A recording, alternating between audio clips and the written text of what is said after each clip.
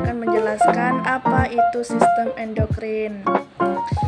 Sistem endokrin adalah kumpulan kelenjar yang menghasilkan hormon-hormon di mana fungsinya mengatur atau mengendalikan metabolisme tubuh, pertumbuhan dan perkembangan, tingkat energi, reproduksi, respon terhadap cedera, stres, dan suasana hati.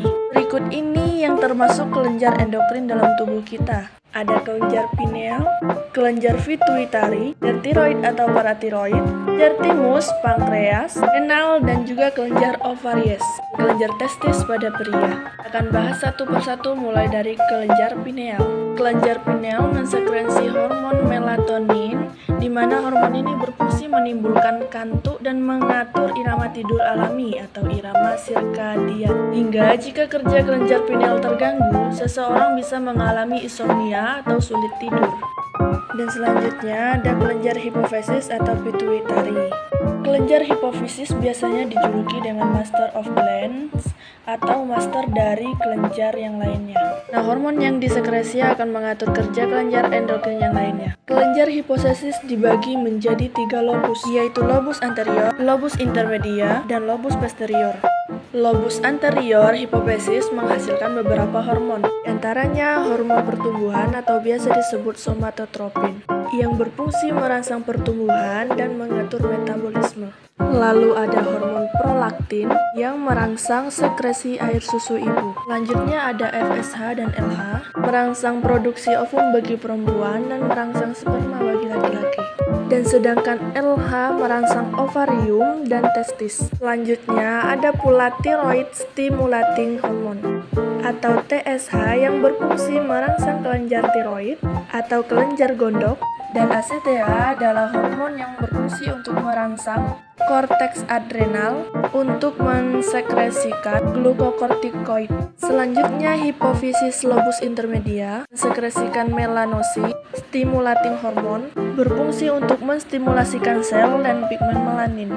Berikutnya hipofisis lobus posterior yang menghasilkan ADH atau memicu absorpsi air di tubulus ginjal, dan hormon oksitosin yang memicu kontraksi uterus rahim pada saat seorang ibu akan melahirkan. Yang ketiga, kelenjar tiroid atau kelenjar gondok yang terdapat di dalam rongga leher kita, yaitu ada hormon tiroksin atau T4 dan triodotironin atau T3, mengatur laju metabolisme tubuh, fungsi jantung dan pencernaan, kontrol otot, perkembangan otak, dan pemeliharaan tulang. Tiroid juga mensekresikan kalsitonin yang mengontrol kadar kalsium dalam darah atau mengedapkan kalsium lebih dalam darah ke tulang.